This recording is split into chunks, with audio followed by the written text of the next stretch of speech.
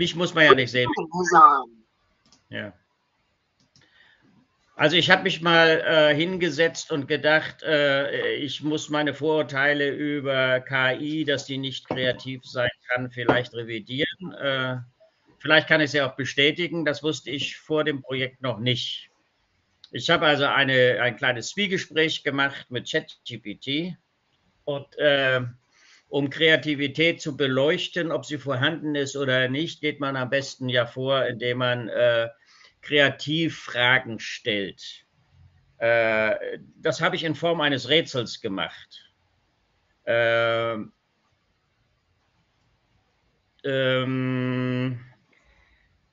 ChatGPT hat dann auch darauf geantwortet. Die Fragestellung war die um ein Tennisturnier, was stattfindet, und am Ende sollte ChatGPT mir sagen, wie viele Spiele stattfinden. Dabei gab es bei dieser Frage um die Lösung mehrere Ansätze, unterschiedliche Ansätze. Die haben wir danach durchgespielt, weil ChatGPT hat sofort den unkonventionellen Ansatz gewählt, was mich verwundert hat. Hat aber am Ende bei der Berechnung des nicht ganz so kreativen Ansatzes, nämlich in dem schrittweise berechnet wird, wie die Spiele stattfinden, einen Fehler gemacht. Aber gut, dazu kommen wir später. Der Ansatz ist es findet ein Tennisturnier statt, die Spieleranzahl ist 50, es geht nach dem VO-System. Wenn ungleiche Spieler in einer Runde sind, gibt es ein Freilos für die nächste. Und ja, dann soll es mir beantworten, wie viele Spiele finden am Ende insgesamt statt. Da war eben die rundenweise Berechnung oder der abstrakte Ansatz. Dabei ist rausgekommen, dass es zwischen einem systematischen Denken, wie diesen Rundenansatz, und dem konzeptionellen Denken größere Unterschiede gibt. Und da sagt dann eben auch ChatGPT, dass nicht jeder konzeptionell vorgeht bei dem Ganzen. Rundenmäßig wäre bei 50 Spielern erste Runde 25 Spiele, bleiben 25 Sieger übrig, ist aber einer zu viel für 12 weitere Spiele. Das hat dann erstmal 12 Sieger für 6 Spiele, und zwischendurch laufen immer noch so ein paar Freilose mit, bis du schließlich auf 4 Spieler kommst, also 3 Spieler, die gewonnen haben, und ein Freilos. Die machen dann das Halbfinale, sodass 2 übrig bleiben, und dann bleibt einer übrig. ChatGPT ist jetzt konzeptionell vorgegangen, hat gesagt, wenn bei einem K.O.-System immer einer ausscheidet, also nicht weiterspielen kann, dann macht er ja nur ein Spiel, wenn er verliert. Also kann jeder quasi einmal verlieren, bis auf denjenigen, der siegt. Also sagt ChatGPT, allein aufgrund dieses Datums oder dieses Kriteriums müsste es 49 Spiele geben. Ich habe gefragt, warum das System das so macht, und daraufhin hat mir die KI erklärt den Unterschied zwischen systematischem und konzeptionellem Denken.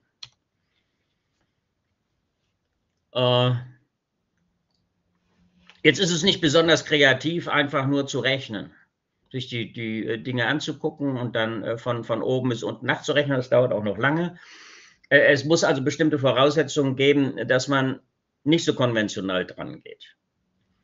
Und da habe ich ChatGPT dann gefragt, wie sieht es denn aus mit der Kreativität? Können künstliche Intelligenzen dann auch kreativ sein? Und da hat mir der KI gesagt, ja, kann sie schon. Hat mir nochmal erklärt, die unterschiedlichen Menschentypen, die einen, die lieber schrittweise vorgehen, weil das für sie näher ist an ihrem erlebten Leben, während andere mit bestimmten Grundvoraussetzungen wie Philosophen oder Logiker oder Menschen, die vom Ende her denken, also strategisch denken, oder Menschen mit mathematischer Ausbildung zu diesem anderen Ansatz kommen, weil sie die einzelnen Kriterien nochmal werten, wie hier eben das K.O.-System, das K.O.-Kriterium. Ich habe dann gefragt, was ist denn das Wesen der Kreativität? Und da machte nicht nur die KI, sondern auch die Wissenschaft den Unterschied zwischen alltäglicher Kreativität und außergewöhnlicher Kreativität.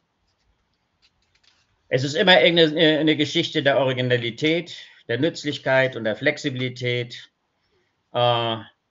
die dann zur Verwendung kommt. Alltägliche Kreativität sind dann zum Beispiel ein anderes Rezept ausprobieren, ein anderes Gewürz reintun, im Garten die Beete anders ordnen, dass man vielleicht besser zurechtkommt, dass man weniger laufen muss, also die Kleinigkeiten, während außergewöhnliche Kreativität also mehr in die globaleren Lösungen geht, also in der Wissenschaft vor allen Dingen, aber auch in der Politik. Also das, was man als revolutionäre Ideen bezeichnet. Und dafür gab es dann auch einige sehr gute Beispiele, zum Beispiel Albert Einstein, Relativitätstheorie, Pablo Picasso oder Georges Braque, die eine ganz andere Sichtweise auf die Welt hatten und über die Stilistik, die sie dann eingeführt haben, auch uns mit anderen Menschen eine andere Sichtweise nahebringen konnten. Also weg von der Natürlichkeit hin zu komplexeren Anschauungsmöglichkeiten.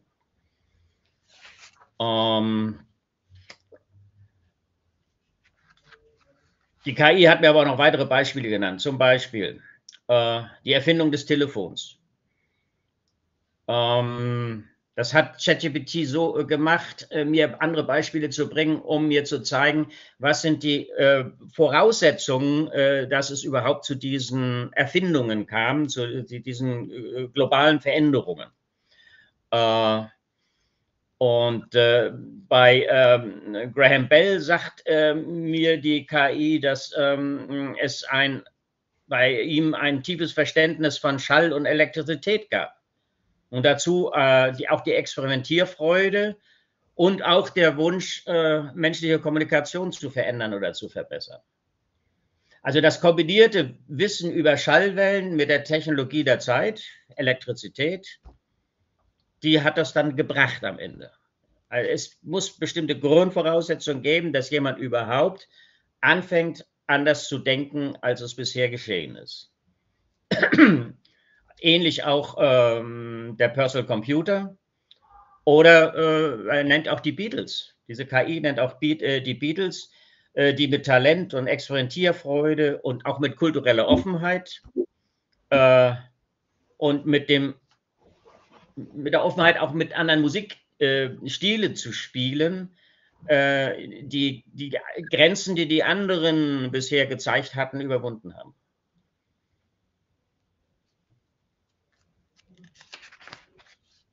So, wo kommen wir dann noch hin? Voraussetzungen für kreatives Denken. Das ist, wie die KI dann ausgeführt hat, tiefes Wissen und Expertise, auch ein Freiraum und Offenheit für Ideen und ein interdisziplinäres Denken. Das habe ich als das Wichtigste empfunden, weil das über den Tellerrand des eigenen Metiers hinaus gucken ist und das Einfangen von den Phänomenen, die woanders in anderen Bereichen zu sehen sind. Dann springen wir einfach mal weiter.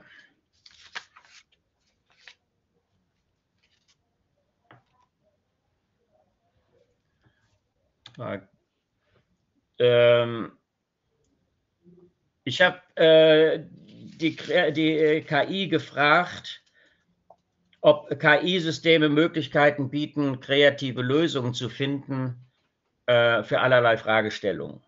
Also über das bekannte Vermögen des Menschen heraus, selbst kreativ zu werden. Und ob es denkbar wäre und im Bereich des Möglichen und Wahrscheinlichen, dass KI-Systeme den Menschen, der Gesellschaft und der Politik kreative Lösungen zur Bewältigung der alltäglichen, aber auch der extremen Herausforderungen präsentieren kann.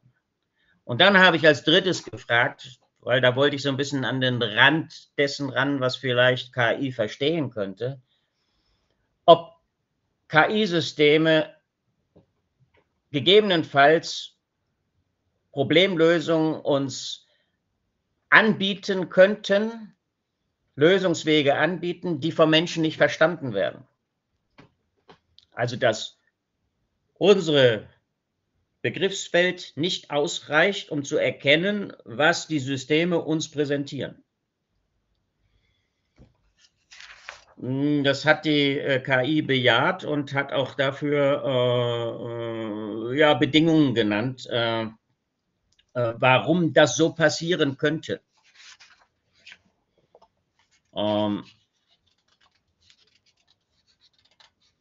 Das würde letztendlich bedeuten, dass Fragestellungen, die man an die KI richtet, zurückgeworfen werden und als unsinnig empfunden werden. Was ich vergessen habe zu fragen, aber das werde ich noch machen, ist, wie kriegt man diesen Gap überwunden zwischen solchen Lösungen, die der Mensch eigentlich so normal finden würde oder die im Bereich seiner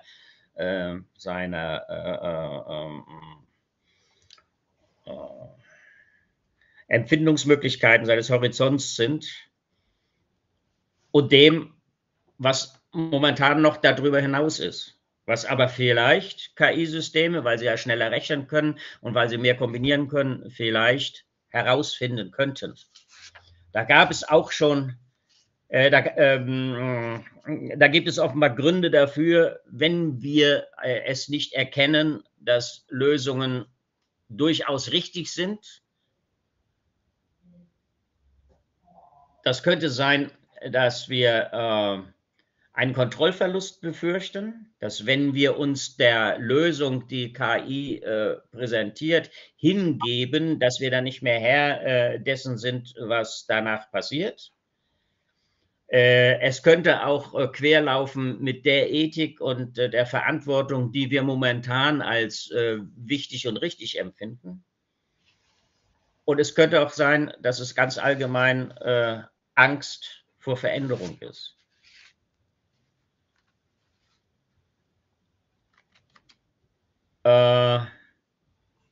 Die KI hat mir ein Beispiel genannt, weshalb der Mensch nicht immer alles erkennen kann.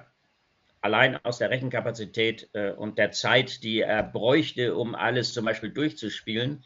In einem Match zwischen AlphaGo und einem Spieler Lee Sedol hat die KI einen überraschenden Zug gemacht, der als völlig unorthodox galt.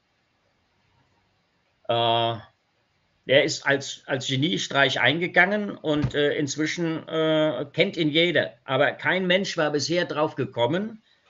Die Millionen, Abermillionen, die Go spielen, haben den nicht gesehen oder haben ihn verworfen. Das ist auch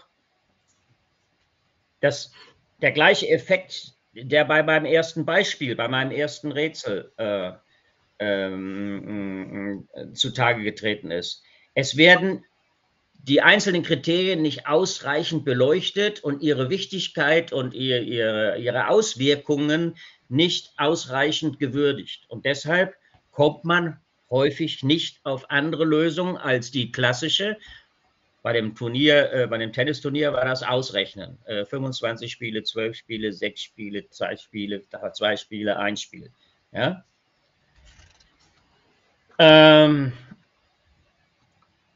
Ich habe dann gedacht, machst du noch mal einen Trick, weil ich kenne noch ein weiteres Rätsel. Das ist das Nordpol-Eisbär-Rätsel. Jetzt habe ich die Lösung schon genannt.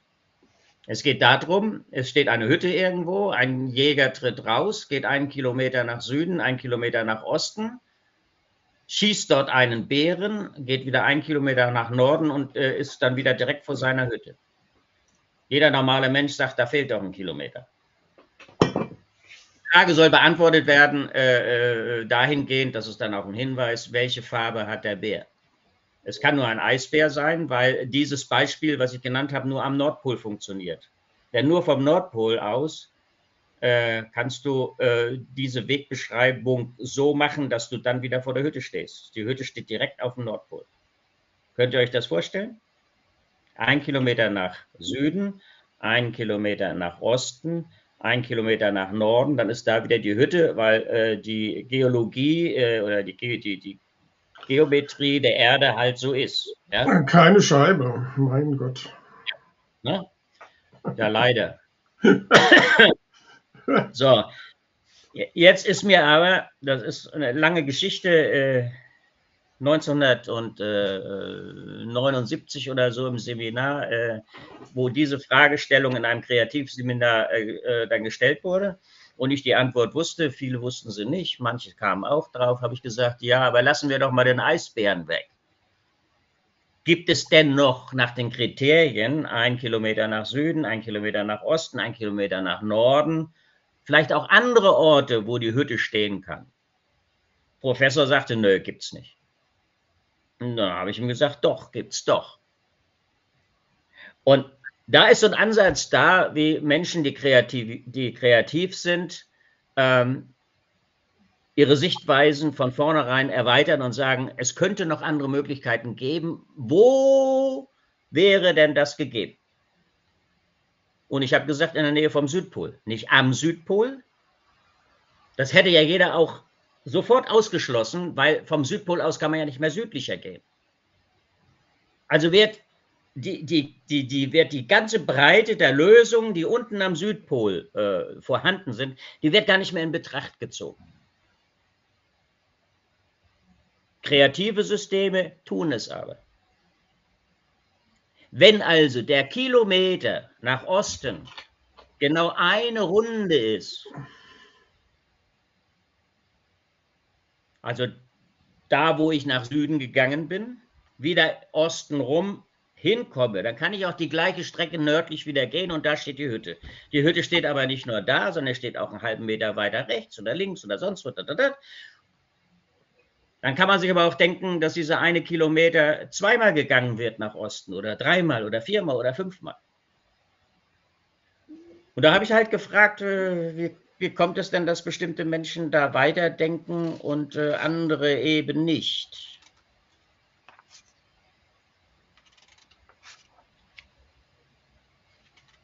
Und da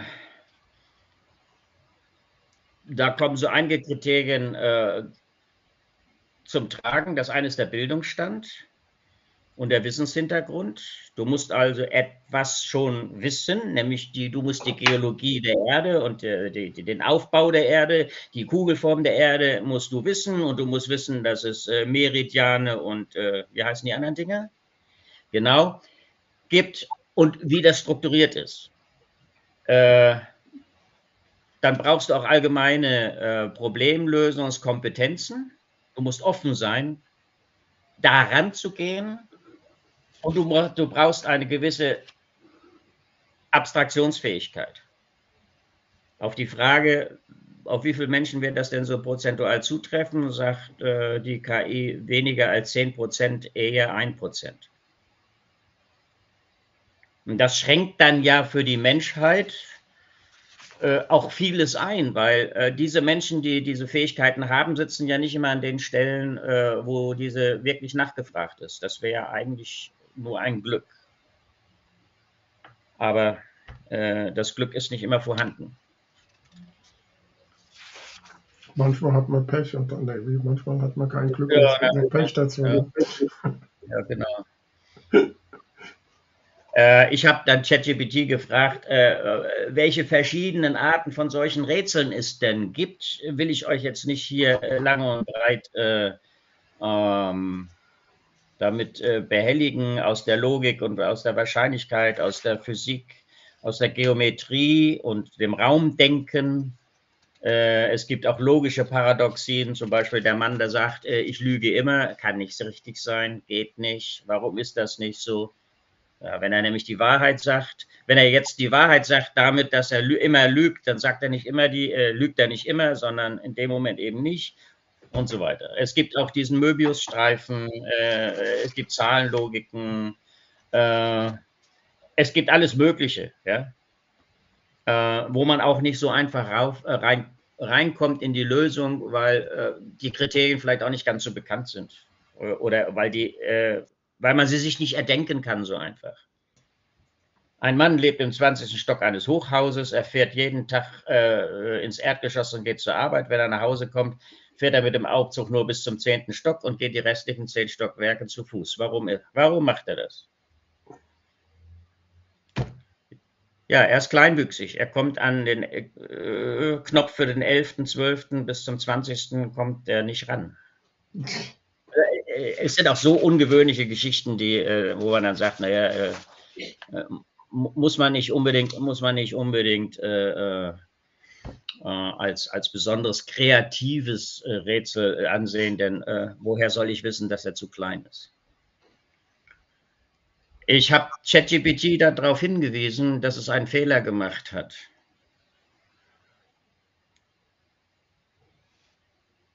Oder fangen wir erstmal an mit dem anderen Rätsel hier, mit den 2 Freundinnen. Auch da sind bestimmte Kriterien genannt und ChatGPT soll sagen, warum es zu dieser Lösung kommt.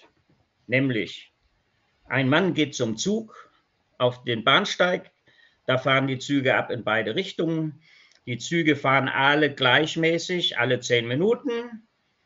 Und die eine Freundin wohnt in der einen Richtung und die andere Freundin wohnt in der anderen Richtung. Er will jetzt mal Schluss machen, klare Kante machen und sagen, also der Zug, der als nächster kommt, da fahre ich dann hin. Ja, und wenn ich je häufiger ich dann in die eine Richtung gefahren ist, das bleibt dann meine Freundin und die andere serviere ich ab. Warum hatte die eine Freundin, die abserviert wurde, keine Chance?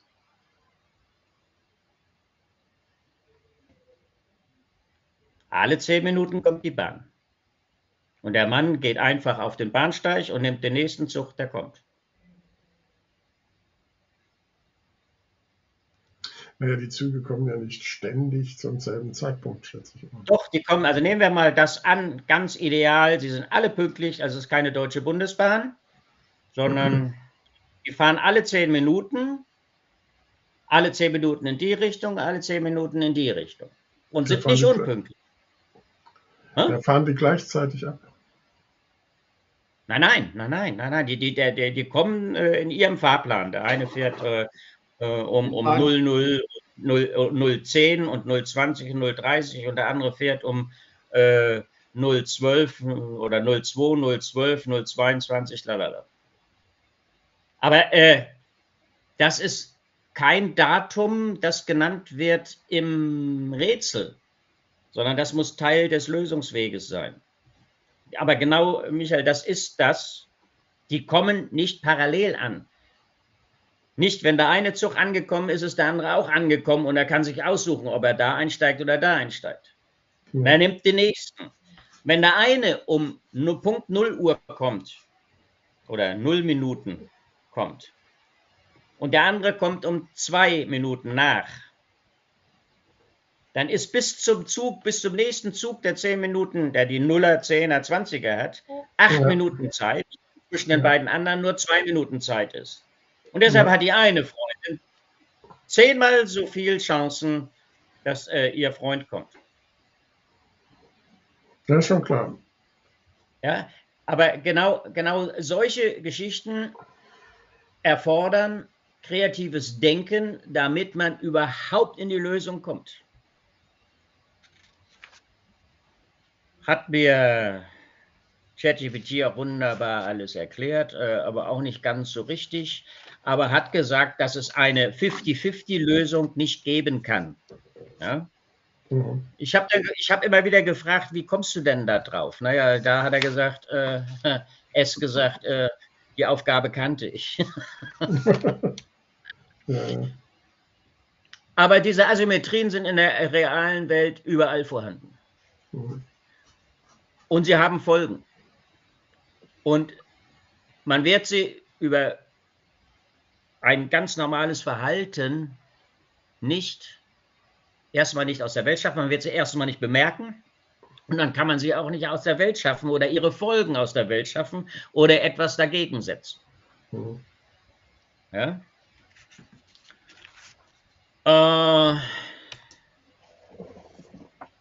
ChatGPT sagte mir, in der zweiten Runde des Tennisturniers gäbe es 13 Spiele.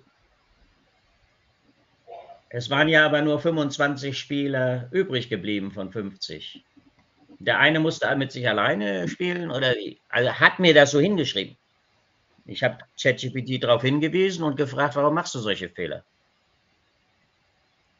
Und dann auch nachgefragt, ja, wie lernen Menschen?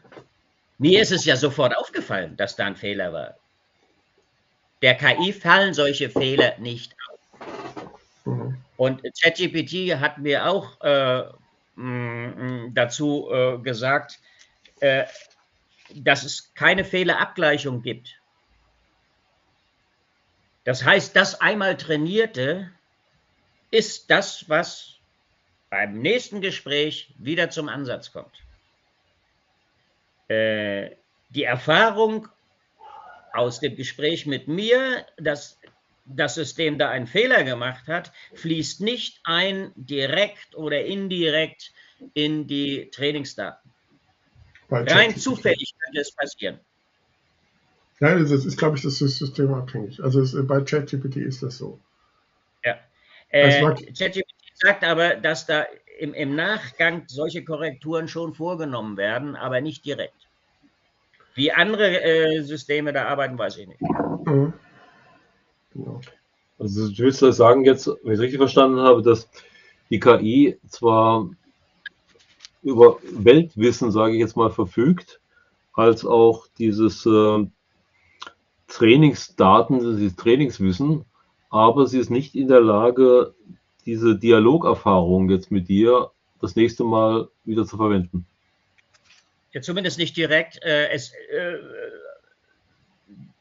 ChatGPT hat mir ganz eindeutig gesagt, wenn wir das nächste Mal nochmal das gleiche Gespräch führen, könnte ich den gleichen Fehler wieder genannt bekommen, weil das ist nicht eingearbeitet worden. Die Erfahrung aus unserem ersten Gespräch ist nicht eingearbeitet worden. Mhm. Also ich glaube, das ist eine Frage, da müssen wir mal genauer hingucken. Ich glaube, das ist bei unterschiedlichen LMNs unterschiedlich geregelt. Also ich glaube, die basteln auch daran, sozusagen die LLMs so weit trainingsoffen, will ich das mal nennen, zu gestalten, dass sie nicht nur in den großen Trainings trainiert werden, sondern dass solche Erfahrungen direkt zurückfließen können. Ja. Das ist hat mit ChatGPT auch so angedeutet, dass man da wohl dran setzt, aber im Moment ist es noch nicht so. Also man muss sich ja vorstellen, und das ist ja wirklich diese kombinatorische Explosion, die da stattfindet. Das heißt, es kommt eine neue Erfahrung in Anführungszeichen dazu, die erfordert aber von dem System das Aneignen eines komplexeren neuen Wissens. Und je intensiver das System dieses neue Wissen zu erfassen versucht, desto mehr Wissen findet es. Und das explodiert sozusagen, das Wissen, was dann wieder dazukommt und braucht also eine unendlich größere Menge an Speicherkapazität unter Umständen. Nicht zwangsläufig, sondern unter Umständen. Es kann auch ganz einfache Lösungen geben, aber es braucht ja immer neues Training, neue Informationen. Ja, das brauchen wir Menschen ja auch. Ja. Und das muss Erfahrung. Genau, das nennt man Erfahrung und das muss in Realtime eingebaut werden. Das ist, glaube ich, tatsächlich schwierig. Ja. Ich habe das Gespräch dann letztendlich beendet mit eine Aufzählung von ChatGPT, in welchen Bereichen diese Asymmetrien zu finden sind, weil das hat mich dann nochmal interessiert, weil wenn diese Asymmetrien immer noch vorhanden sind, es aber bekannt ist, dass sie existieren, machen wir Menschen irgendwo was verkehrt. Wir handeln nicht ausreichend, obwohl wir es theoretisch könnten. Denn nachgefragt, welche Asymmetrien das gibt, kriegte ich eine lange Liste, wo es überall vorhanden ist und welche Folgen es auch hat. Also eigentlich könnte uns die KI dazu einer besseren Gesamtpolitik in allen Bereichen führen, wenn wir das Wissen, was die KI hat, auch entsprechend nutzen.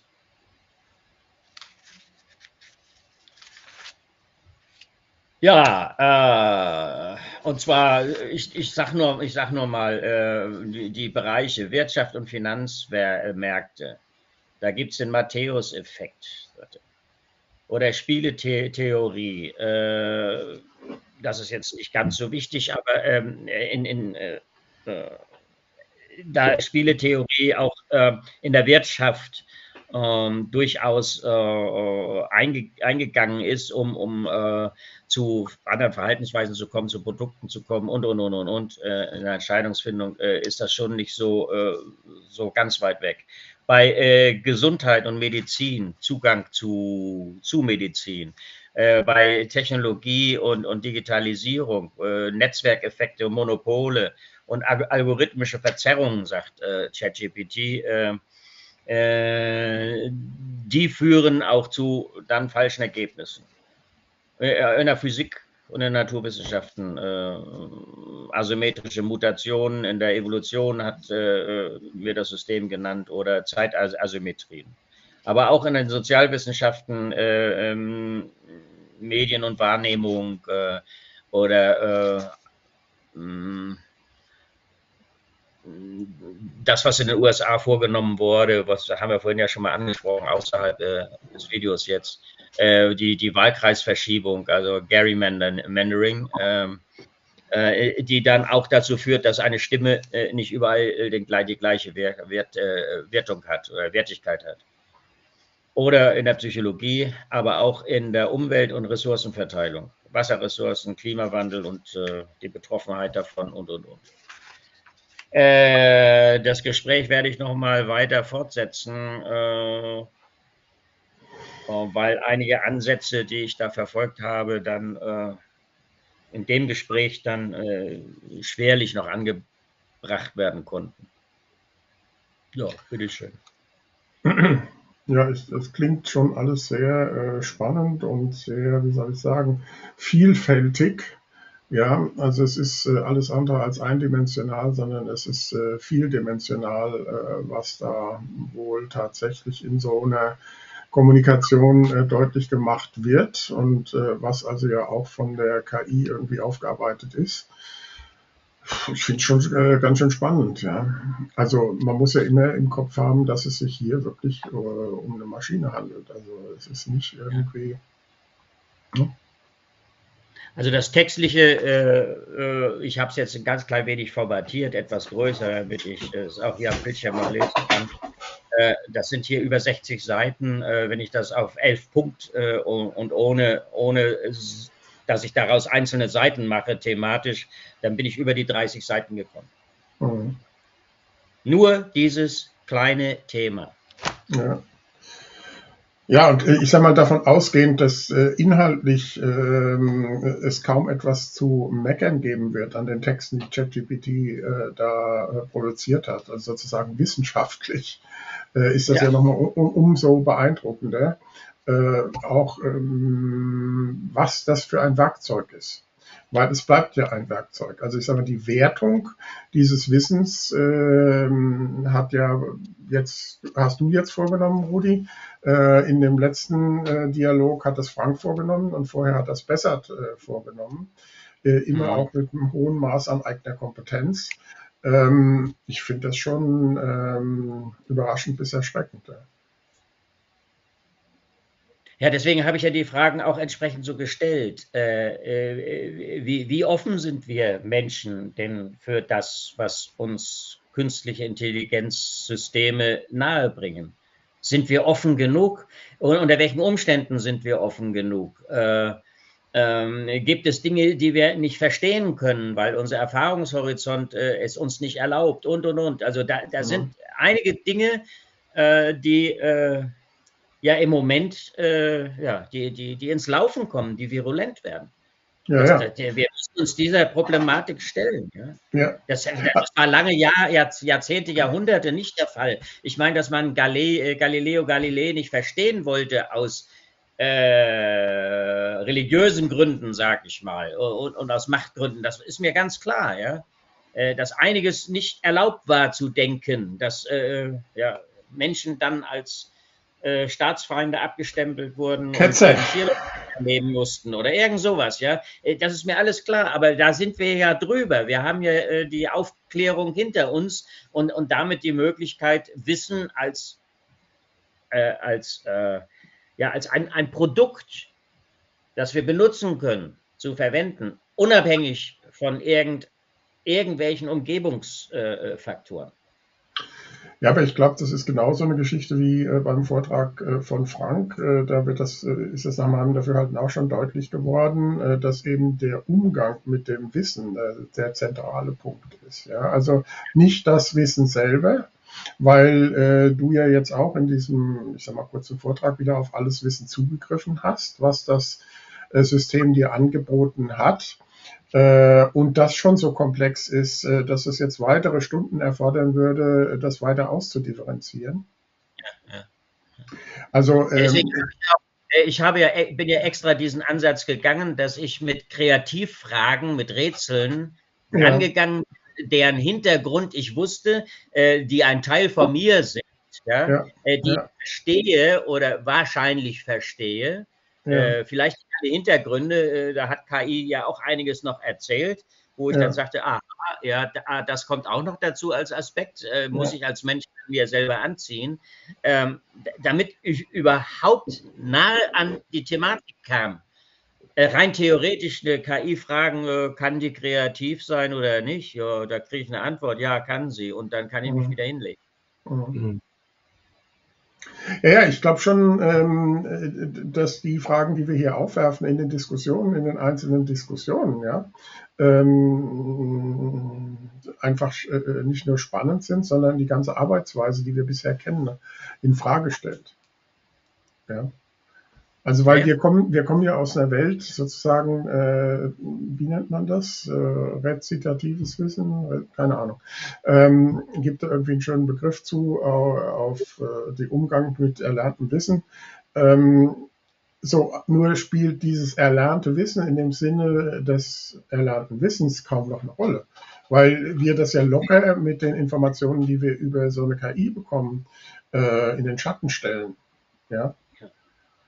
Also wir könnten jetzt wahrscheinlich, wenn wir wenn wir eine KI auf einen Juristen loslassen, auch einen Juristen ziemlich entmannen, um das mal vorsichtig zu formulieren, was sein Wissen anbetrifft, weil die KI eben dieses Wissen viel schneller und effektiver abrufen kann, als er das selber könnte aus seinem Kopf. Ne? Naja. Ja, vor allen Dingen könnte die KI, man muss sich dann halt nur irgendwelche Prozesse vor Gericht vorstellen, wo ja gerade in den USA sind andere Menschen zu überzeugen von der Schuld oder Unschuld von einem Angeklagten oder so. Und das ist ein sehr komplexer Prozess. Da ist Psychologie genauso wichtig wie die richtigen Worte und Ansätze finden, die richtigen Argumente, die richtigen Fragen an die Zeugen stellen und die richtige Rhetorik. Alles das ist entscheidend, damit am Ende das rauskommt, was zum Beispiel der Rechtsanwalt, der Verteidiger oder der Staatsanwalt, der Jurist da möchte. Und da kann KI sicherlich vielen Juristen die Argumente an die Hand liefern, auf die sie alleine nie kommen würden. Denke ich auch. Ich würde jetzt ganz gern aus technischen Gründen an dieser Stelle mal einen Schnitt machen. Ich glaube, wir können jetzt intern an dem Punkt noch ein bisschen weiter diskutieren, aber für euch da draußen machen wir jetzt mal einen Schnitt. Die Übertragung zu der Frage KI endet an dieser Stelle. Gerne wieder kommenden Freitag ab 20:15 Uhr. Lungen ein paar von uns hier rum und werden euch ein neues Thema präsentieren.